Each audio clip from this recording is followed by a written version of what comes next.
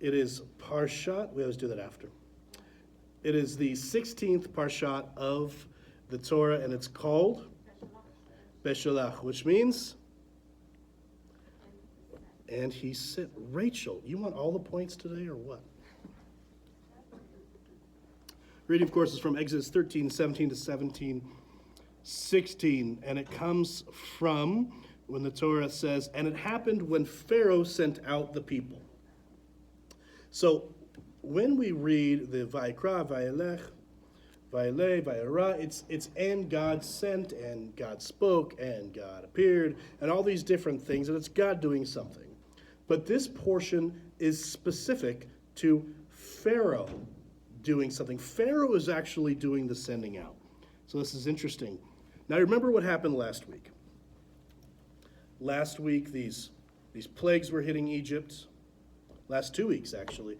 These plagues have been hitting Egypt hardcore, relentlessly, smashing into Egypt, wiping out the false Egyptian gods. Something else happens here. We finally make it out of Egypt. Woo! You can be excited about that. We're straight out of Egypt. And through this story, we're going to be talking about what it means to be the best, or we're going to talk about the likenesses of the best teachers, and just as important, the best students. When leaving a toxic friendship, a stressful work environment, or bad habit, or addiction, we find that we quickly replace what we have left for something new. Often people will say, well, yes, I'm addicted to this drug, but at least I'm not addicted to that.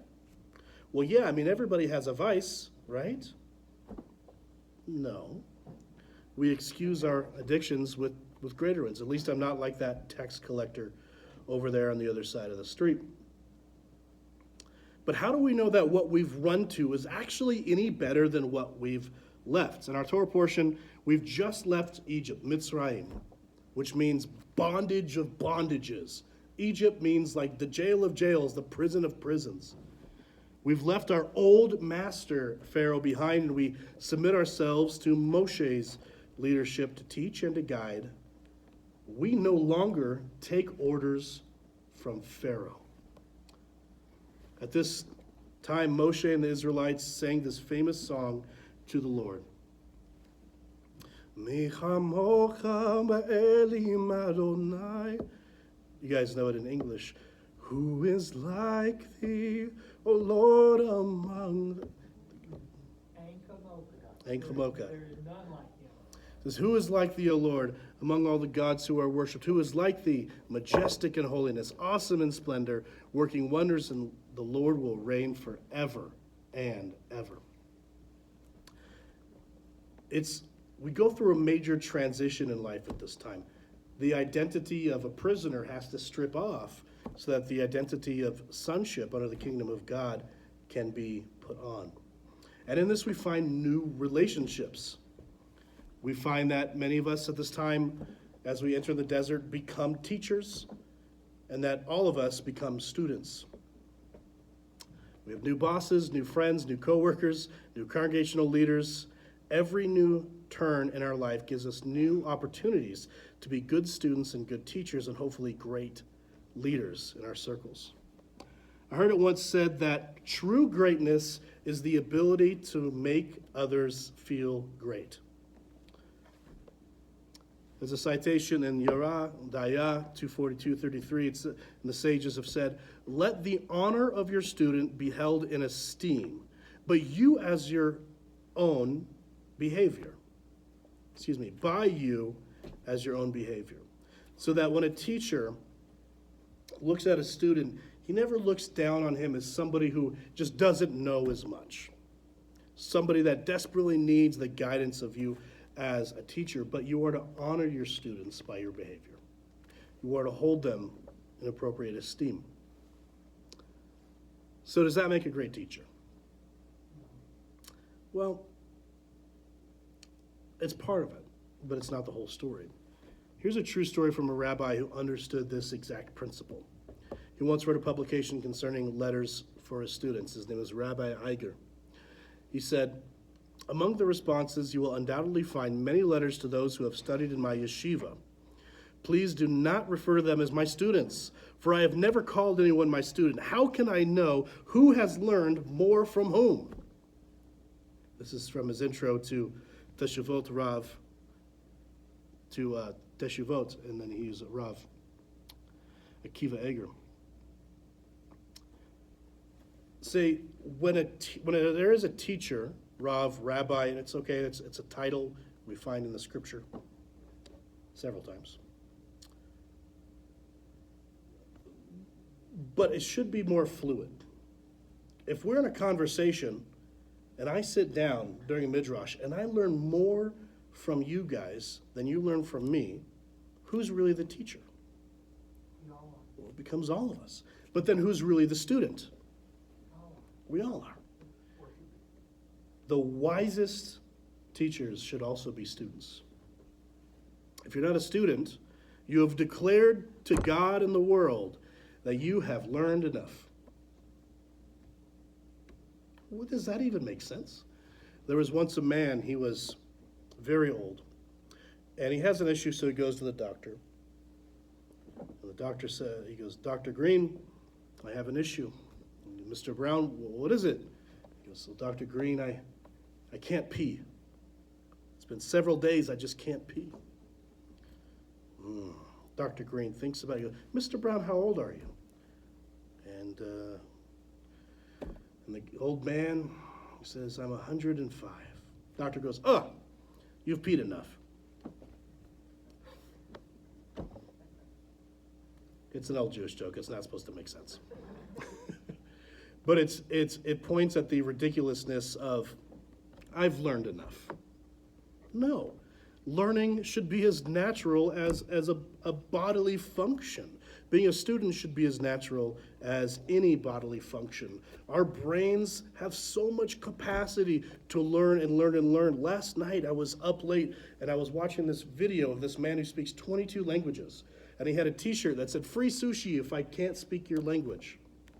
And he hardly gave any sushi out. It was scary. Has anybody ever met someone like that? It's creepy. Somebody walks up, okay, Japanese. Domo arigatou gozaimashita. Okay, Spanish. Hola, ¿cómo estás? Me llamo Spaghetti. Okay, Russian. Привет, я не говорю по-русски. Michael. Okay, Hebrew. Shalom aleichem, manishma. You know, it's creepy. Don't do it. You know, the Rambam once said, if students do not understand what they have been taught, a teacher should not be angry with them. Rather, he should repeat the lesson until they understand. Okay, Rambam. Now, Rambam was interesting. He did some weird stuff. But he wrote a lot of different Talmudic writings. He said, a student should not say, I understand, when he really does not understand. Ouch. How often do we do that? Okay, I explained something. Do you get it? Uh-huh. You come back. Has that ever happened? Maybe with one of the kids? And you come back, and the thing you asked to be done was done just upside down? Why didn't you tell me you didn't understand? Well, I didn't want you to be mad at me. Well, I didn't want to look dumb. So I wouldn't admit that I didn't know how to do this thing. Or us guys. Directions? Did you know there's a useless booklet that comes with every appliance? Yeah. My dad always called it kindling. My mother would keep stacks of these as if they were ancient scrolls to be saved for 100 generations. They were above the fridge, covered in a layer of protective dust. And my dad would say, directions to a barbecue? And then the igniter would stop. I love this. I got directions with my barbecue. Now, you know the little push button igniters? They're so cool. Well, not Bo. So this thing stopped working. So I remember one day I turned on the propane. This was several years ago in the summer, and I get down with my match as it explodes in my face. And at this time, my beard was down to here. It singed off almost to the skin. This whole side of my beard, my left eyelashes were gone. My right eyebrow was half missing. And then in the front of my head, still hasn't all the way grown back. I don't know what happened on the back. I think that was natural. That's from Dad. But as I walked in with, do you know what that smells like? Yeah. That smells like shame. And I walked in, and I quickly put my phone forward and thought I was just looking at it, but I filmed it. So I had to put it on Facebook. But you could see the singes and the white, and I said, I don't think that's how they're supposed to do that. Now, I did it several more times before deciding to get online and read directions. If you just pull the red button out, there was a AAA battery behind it in a spring. And I changed the battery, put it back in, and it works perfectly fine. Yeah, the beard was nice. And now it grew back, but I have a weird gray patch forming right here. So now I know you women have never done anything like that. Let's just save that for us guys. But that is...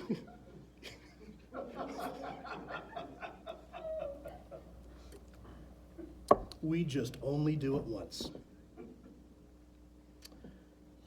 I can't contend. I can't think of a single situation.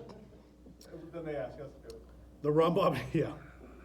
And we'll do it 6 months later. And the Rambam, he really wants us to understand that if we don't understand, it's okay to say we don't understand. He actually says that a man who doesn't understand should ask for the lesson to be repeated until he can comprehend it, even if it entails several repetitions. If his teacher grows impatient with him, he should say, "Teacher, what you are teaching is Torah, and I must learn it, but my mental capacity is limited." This is from Chilkot Talmud Torah 4:4, and also in Yerah Dayah 246, 10, 11. So there has to be a mutual respect on both sides, from the student and the teacher. So does respect make a good teacher? Well, that's part of it, but it's not the whole story. In this portion of the Torah, Adonai says, "If you will listen to me and do what is right in my sight, then I will not plague you as I have the Egyptians, for I am the Lord your healer." Adonai Rapha.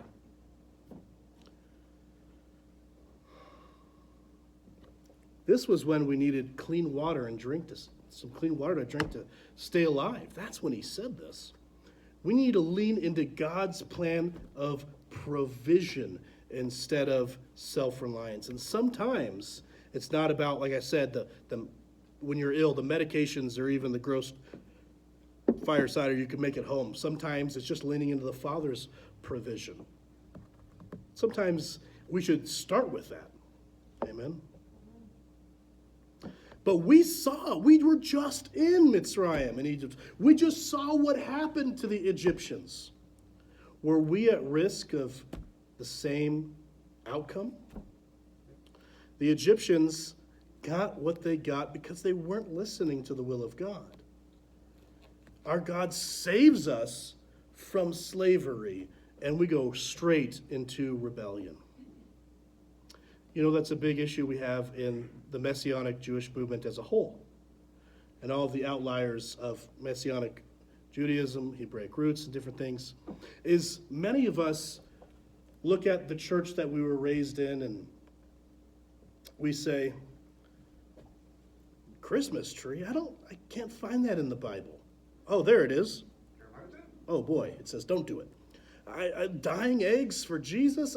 Does he want dyed eggs? Does Jesus want a spiral ham? Wait, his name wasn't Jesus? What? And we get to this point where we start to freak out a little bit, right? Right? I know it happened. We start to say, we go to a Passover Seder visiting someone's house and we go, why are we doing this every year? When the Messiah says, do this in remembrance of me, we we realized he wasn't doing communion, he was doing a Passover Seder. We're supposed to do the Passover Seder in remembrance of him. Sometimes we get a little upset. So we leave that place. We leave the Catholic Church and its daughters, and we pursue the ways of our Messiah. But then we take that spirit of rebellion it took for us to get out of that situation, and we hold on to it as if that's the thing that saved us. And then we rebel from the congregation, the Messianic congregation we've entered into, and bounce from 10 different congregations and create 12 in one town. Because people argue about the shape of the planet or how to pronounce a name or something else also goofy. We find reasons to divide instead of reasons to unite. So just like when we left Egypt, we have to be able to separate ourselves from that rebellion. We cannot form a new tribe in rebellion, or you get a Korah rebellion. It's exactly what it was. You can give yourself some credit, but don't give yourself any credit for being taken out of slavery by the right hand of God. You don't get to give yourself any credit for the Messiah suffering and dying on our behalf so that we may enter into covenant forever with the God of the universe. We don't get to take credit for any of that. We do get to take credit for showing up. We do get to take credit for writing our name at the bottom of that contract ketubah with Adonai as well. We get to boast in our salvation. That's it. Now, some of you make some mean brownies or stuff like that. You could boast in that a little bit, but nothing spiritual. I don't know, some brownies in Colorado are spiritual. You got to be careful for those. I should probably correct myself. What did I put in here? Stop saying stuff like that. No, it's funny. Keep doing it. $8 billion in taxes last year? So, but the roads and the schools and the roads, the potholes. So does having a lack of rebellion make someone a good teacher? Well, that's part of it, but I don't think it's the whole story. In his book, Love Your Neighbor, what a cool title, Rabbi Zelig Pliskin, who's actually a rabbi and a psychiatrist, an awesome combo, he comments on this concept saying, I once heard it said if you ask a question, you might be considered a fool for 5 minutes, but if you don't ask a question, you will remain a fool for your entire life. Is it better to look dumb for a moment and gain knowledge, or to have lack of that knowledge for the rest of your life? Now, many of you are already thinking, I can search it on YouTube. But let me tell you what asking questions and answering questions does in the body of fellowship. It creates strong, long-lasting relationships. If you come here and you don't talk to anybody and you go home and ask a bunch of stuff on YouTube, by the way, careful with YouTube. Within 20 minutes, you're YouTube bottom feeding. So don't be a YouTube bottom feeder. You know, if you ever just let YouTube play and it plays the next video, you're good. Because you're watching like cats, how they're afraid of cucumbers somehow. Anybody seen that? People put cucumbers behind cats and they don't say it like that. They don't have my voice. Maybe they do. That's creepy. And then all of a sudden you leave it on, you leave the room, you're making a sandwich, you come back, and it's talking about how the Anunnakim are going to take out Earth through the Democratic Party in 15 days. And you're like, what? I didn't search for that. And it was posted 2 years ago. Yeah, and it was posted 2 years ago. Oh, enough about that. So what about asking questions? Does asking questions make a good student? That's part of it, but it's not the whole story. Once at a conference, someone said, we need to stop looking at people as wrong and instead start looking at them as lost. I don't think it could be more true than that. As teachers, we must always remind ourselves that we were not born with the knowledge we currently profess. Like everyone else, we're born simple-minded. Do you think Einstein would birth from the womb and said, I have a theory of relativity? No. The fabric of time and space are bent by propulsion and and gravity? No, he probably screamed and peed on someone, like most of us. And we're probably going to die the same way, maybe screaming and peeing on someone. We don't know. But we come into this world very simply. We come out of this world very simply. That knowledge is in the life. It's in the dash. I have a friend, and he always says this, and I love it. He said, I listened to one of his videos yesterday. He said, you're born looking a lot like your parents, but you die looking a lot like your choices. Yeah, you should write that down. That should affect you. And often our choices are whether to not be a student or to be a teacher. And to recognize that teachers and students respect where each other are at. A student doesn't come just to trump the teacher, to stroke his ego and pride, but the teacher doesn't push down the student and tell him that he's any less of a being because of his lesser education. Does anybody know what wisdom is? What's wisdom in Hebrew? Chokmah. Rachel, you got to give someone else a chance. By the way, we have Hebrew lessons coming up. Is that coming up soon? I haven't planned them yet. All right, but eventually talk to Rachel if you want Hebrew lessons. Chokmah. Wisdom is two things. It is knowledge / education, we're going to put those together, and experience. Wisdom is knowledge and experience put together. If you just had knowledge, like if you studied and you were in a simulator flying a plane, you had 1,000 hours in flight school, but they put you in a cockpit of an actual plane, would you know how to fly that plane? Or do they make you co-pilot? They say, oh, you're the new guy? You're just going to sit there. Actually, I'll be honest. If you're the new guy, we have the pilot and co-pilot, and you're still behind them. You just get to watch and twiddle your thumbs for the flight and ask for more coffee. You don't even get to be co-pilot yet. Let's say you had 10,000 hours of training simulated. They're still not going to let you just fly that thing, especially commercial, because we have a lot of picky people writing flying commercial. But it's the experience. Now, let's say you had experience, real-world experience in doing something, but you had no knowledge or education. Well, that's not complete either, is it? It's actually probably more valuable. But let's say you had all the street smarts, but you may have been doing something wrong. There could be a better way to do it that you didn't know because you weren't educated. But experience and knowledge together are chokmah, wisdom. So does wisdom make a teacher great? Yeah, it's part of it, but it's not the whole story. We should also respect the fact that we have not taught ourselves. I hear a lot of people today, they'll say, well, I'm self-taught as an artist, or I'm self-taught as a guitar player, or whatever. And that's really good, but if you got online and watched 50 hours of videos of someone else playing guitar, and that's how you learned it, then you're not really self-taught. It's important to recognize and to honor the knowledge that has been gifted to us by our teachers. If we don't, and if we just boast in the knowledge that we have, it's not really wisdom. It really isn't.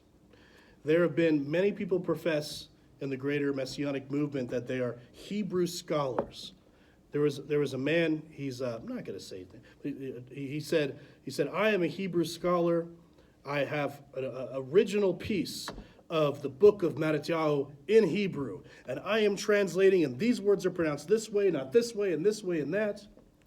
The rabbi that I studied under, Rabbi Lombroso, I studied under him for 5 years or more. He sees him at a conference, and he comes forward.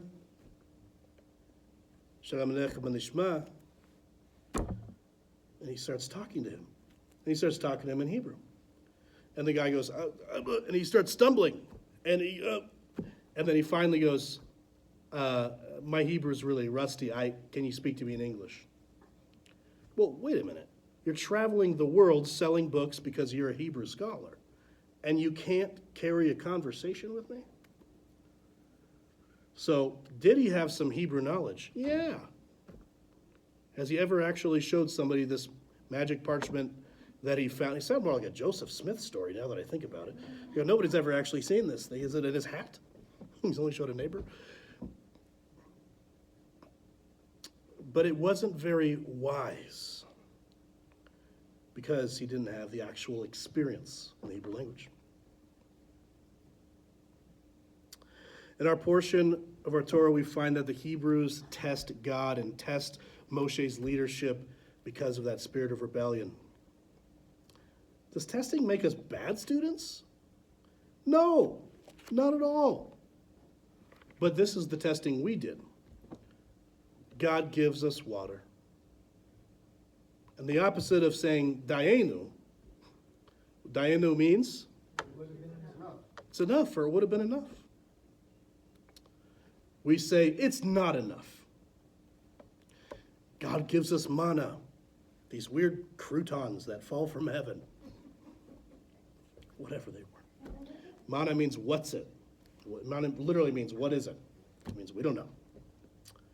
If you cooked it, it tastes this way. You ate it raw, it tastes this way. It was kind of weird. Whatever it was, as it fell from the heavens and sustained us. And we said, thank you, God, but it's not enough.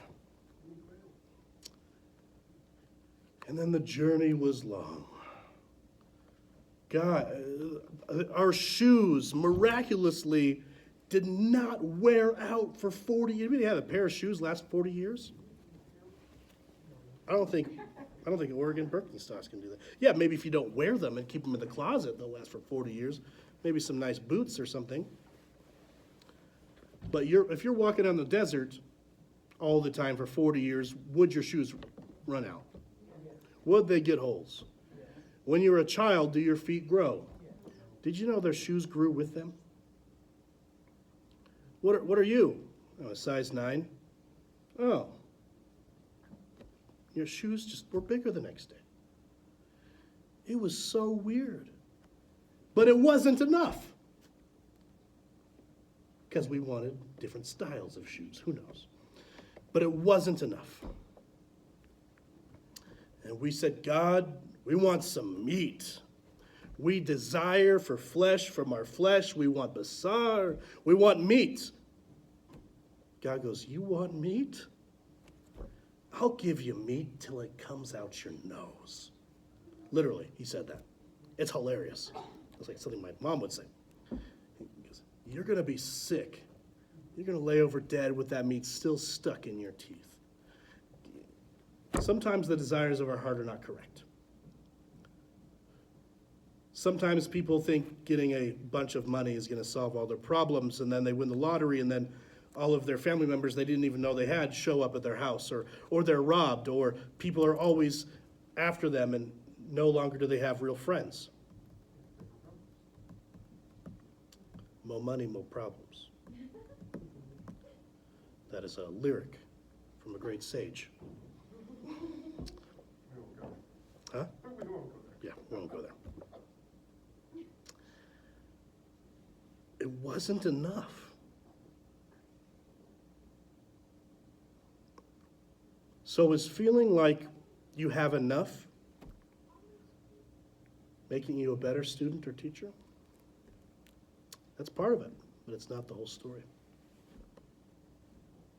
You know, at some point in our studies, we may feel that we've come to a point where we should teach our teachers, but that may not be the right time and place. It's fun to sit down and have these midrashic conversations and teach each other in many ways, but especially in the Messianic community, we should resist the temptation to look down on those who have not received the same knowledge that we have in the Torah. Often people come to the Torah and they say, wow, the Father has awoken I'm woke. Now he has honored me. He has honored me to go to all the churches and tell them Christmas is pagan. I am now a prophet of the Lord, and they will quit Christmas once I tell them, because they have no idea. The pastors know, by the way. They know. Most of the congregation does too. They're not dumb. They know. They just still do it. It's not a sin of ignorance, it's a sin of will, free will. Transgression, which we would define as transgression at that point, and that's right. That's not our job. What do you do if your family or your neighbors refuse to keep Shabbat? What do you do? As a follower of the God of Israel and a follower of Messiah Yeshua. What do you do? You keep Shabbat. That's it. What do you do if you have a roommate and they eat pork and shrimp and hyrax and oxtail and all this stuff you're not supposed to eat? You just keep kosher. That's it. I know we think we're ordained to be the Pinchas and carry a spear around looking for someone to make shish kebabs out of, but that's not always our place. A key to resist that temptation is to remember where we come from. Who knows? It's possible that one day those that we look down upon will surpass us in spiritual wisdom. And may it be so. We must also remember that our faith in Yeshua is more important than our knowledge in anything. Gnosticism is something we had to deal with. The Council of Nicaea 324 did some dumb stuff. But one thing they didn't do that was bad is they took out the rise of Gnosticism. Constantine did that. You don't hear Messianic congregations people talk good about Constantine very often. There was a huge teaching coming out of Jerusalem that Yeshua was not God, just a man, prophet, walking on water, miracle guy, but not God. That teaching was very prevalent out of Jerusalem at the time. That was fixed by the Nicene Council. There was also the rise of Marcion, the guy who taught that Jesus was a God of a different universe. And he heard the cry of humans, so he came and he died so he could go to heaven and fight the God of this universe. And that God fled, the God of the Old Testament fled, and Jesus took over as the God of this universe. Yeah, it's called Marcionism. He also said that the Christians replaced the Jews, and that the law of God was done away with, and that the Bible should be split in the New Testament and the Old Testament. It's called Marcionism. Some of his teachings are still alive today. We call it replacement theology. We call it a split between New Testament and Old Testament. It's a little blank page in the center of your Bible, 2/3 in the Bible, on the right, and it says New Testament. There's nothing on the front, nothing on the back. That's the only page I rip out of my Bible. Yeah. It's between the Berit and the Berit. So I have a Berit Milah, and I get rid of it. Rip that page out. I have a friend who went to a church and he told the story about why that is there and how that divides and how that makes people think they're not of the house of Israel. He said a church of almost 1,000 people, everybody opened their Bibles, ripped that page out and threw it in the center aisle. He'd collect them. He has that stack at home. And when he goes to different churches, he does the same thing, and they rip it out by themselves. He doesn't tell them to do it. It's kind of weird to go guest speaking and have people rip out pages in their Bible, isn't it? But it's the only one that shouldn't be there. Now, some people have even removed the appendix. Okay, I'm done with that. Okay, stop. But I'm going to ask 2 questions. This is very serious. Someone just got it, finally. Thank you. I want to prove my point. John just got it.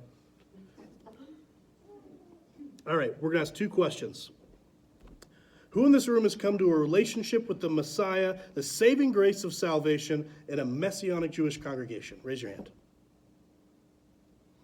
You first heard about the Messiah Yeshua in a Messianic congregation. Surprisingly, nobody. Now, who did in a Christian church? I was a young 6-year-old Jew who wandered into a Southern Baptist church because I smelled cobbler and fried chicken. Whew, I integrated into those people real quick. The pastor was always so sweaty. I never understood that. I could never be a Baptist pastor because you have to sweat so much. I go, is he okay? Do we have a defibrillator? 6-year-old walking around with a defibrillator. cobbler in my left hand. Thinking the pastor is going to have a stroke. For many of us, our teacher of salvation was an antinomian teacher. Do you know what that means? Nomos, Greek. Antinomian means against or without law. It is a teacher of the Bible that teaches that the law of God is done away with. That would be called that's antinomianism. This was also a big problem that that they were working on in the Nicene Council. They're trying to fix. Now, for some reason, though the Messiah Yeshua is very clear that he didn't do away with the law, and he says that those who teach against the law are false prophets and should never be heard from. He even says the love of men will grow cold at the end of days as they distance themselves from the law, from the Torah. Paul upholds the law, Yeshua upholds the law. Somehow down the road, people said, no, that's just for the Jews. That thing that God said is not too hard for you and will give you life and blessings, yeah, that's just for the Jews. I'm like, wouldn't you want it? No, that stuff's hard. Jesus did it, so I don't have to. What? So women have to do it? Because he didn't do the ones for women. This doesn't make sense. Like, you can be 6-year-old in a Baptist church and say, that doesn't make sense. Get him the defibrillator. He's not thinking right. That's just a fun word to say, defibrillator.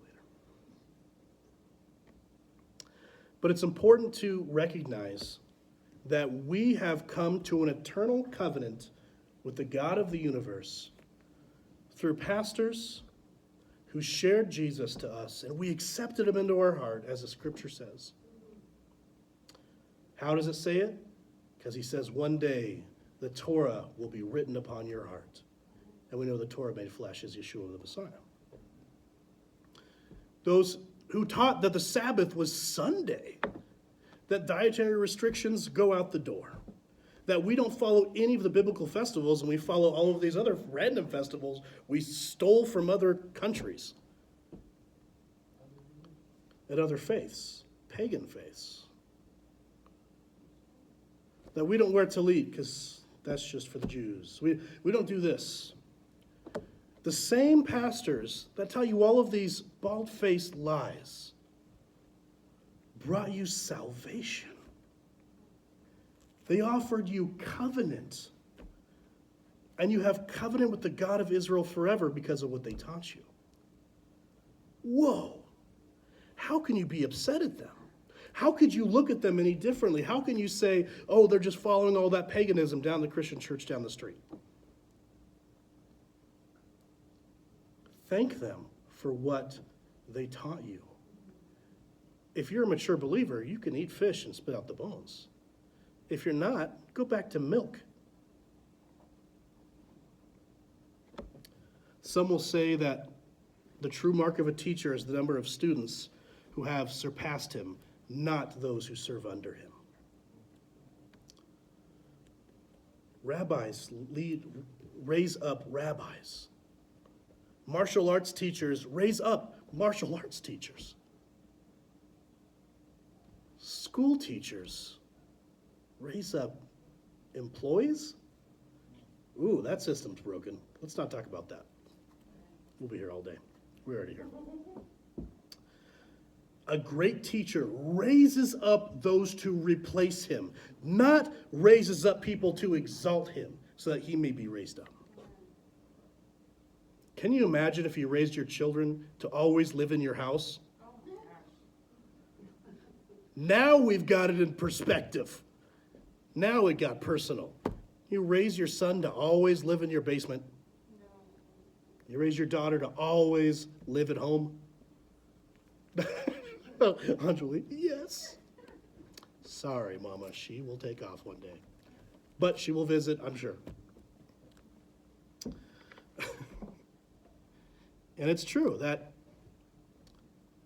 when you surpass your old teacher, it's in deep understanding, like things like the front of the book matters, and even practical application of the biblical lifestyle, which is the Torah.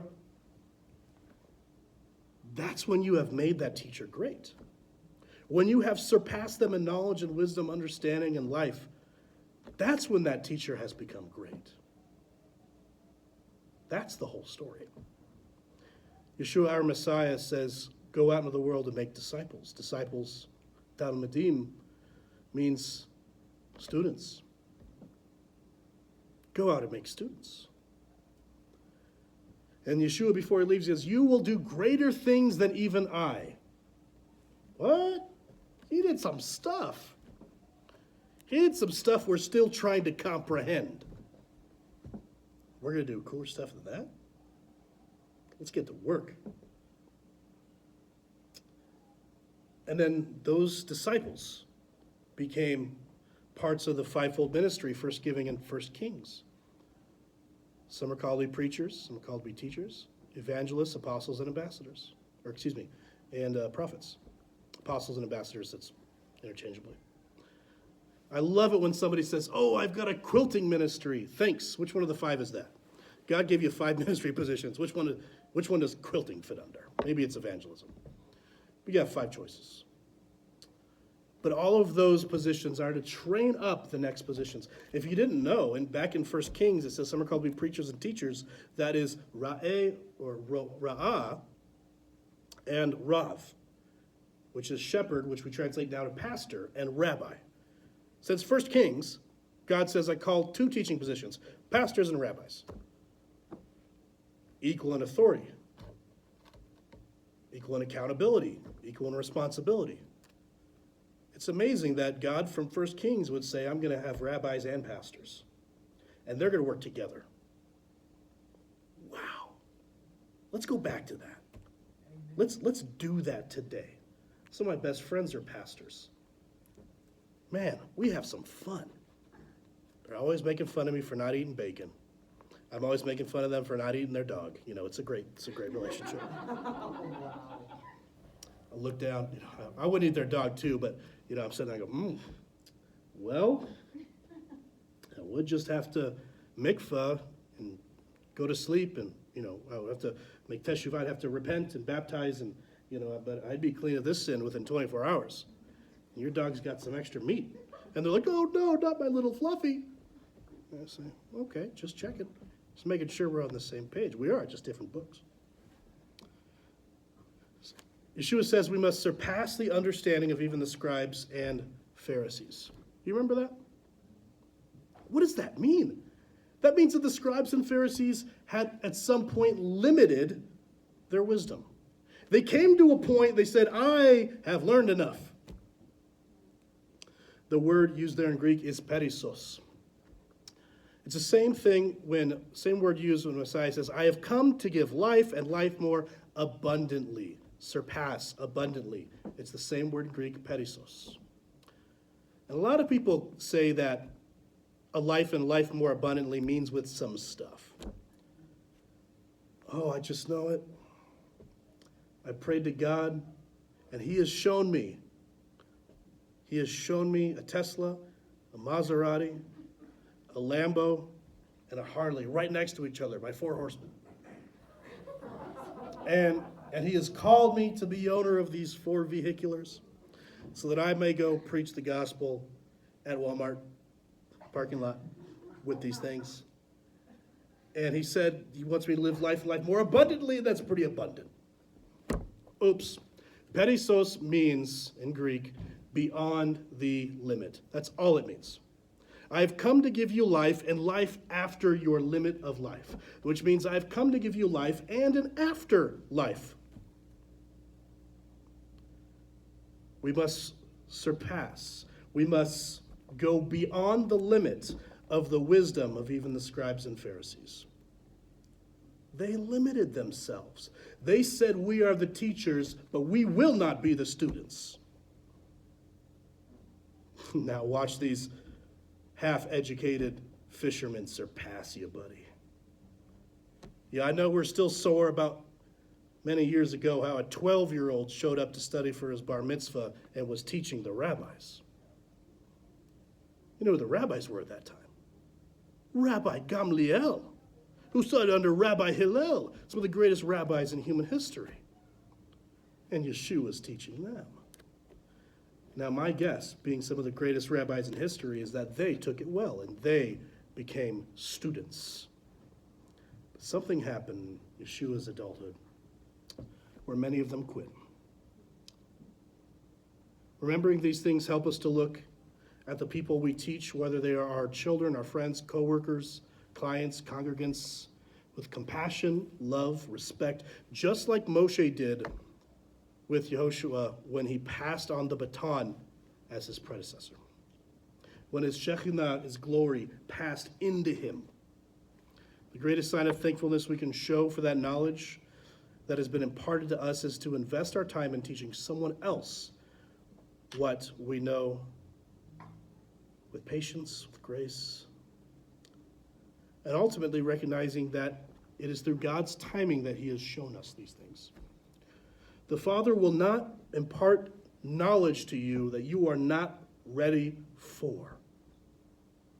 For some reason, we have thought we're better than God, that we should go impart knowledge on somebody before they're ready. Our Master Yeshua was an amazing teacher. He still is.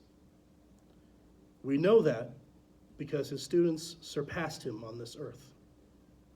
In number, in earthly knowledge. He was tireless in his patience. He used familiar Talmudic principles so that the simple and uneducated people can understand him. Matthew 13, 10, and 11 is an example of that. He spoke to people in a relate-able language. Yeshua on the street, I don't know if you guys knew this. Yeshua on the streets spoke what language? Aramaic. When Yeshua was around the Romans, he would have spoke Latin. When he was around the Greeks, he would have spoke Opa. He would have spoke Olive Garden to the Italians.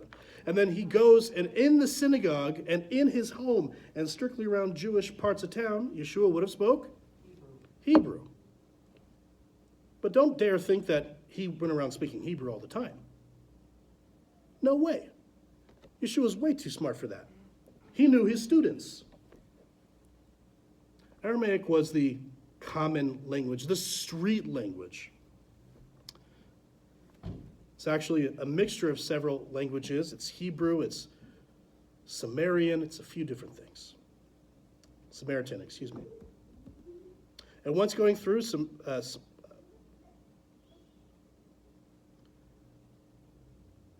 Yeshua, he was even refused hospitality. He was refused hospitality when traveling through Samaria. And the disciples wanted to punish the people with fire and brimstone. But the master refused to punish them. He refused to punish their lack of understanding. Several years later, those disciples found themselves ministering in that very same city. You find that in Luke 9, 52 through 56, and Acts 8, 25. It shows us that Philip had learned his lesson about being a patient teacher from the grace, patience, and foresight of the master. That's a good part of being a great leader.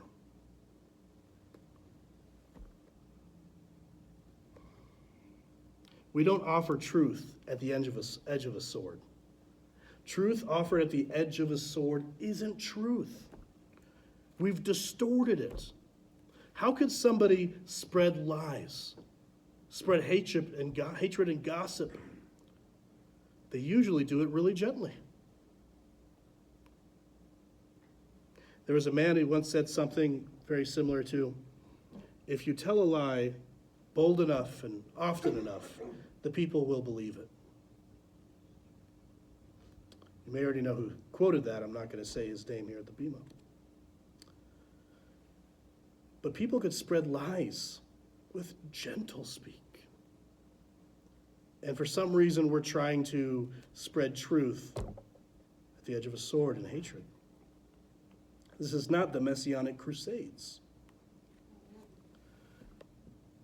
Our behavior is supposed to be like the one we follow. If we're actual disciples, Talmudim of a Mashiach/Rabbi, Yeshua, our actions and behavior should emulate him.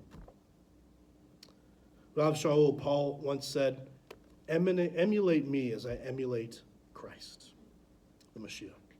Mirror me as I mirror him. Behave like me, but only as I behave like him. And then Yeshua says, I have no teachings that are my own. I only teach what the Father tells me. He leads everything back to the Father. If we truly were to follow anything in the New Testament, it would just continue leading us back to the Father. And what's his behavior? Oh, that he would save us through all the times that we didn't deserve it.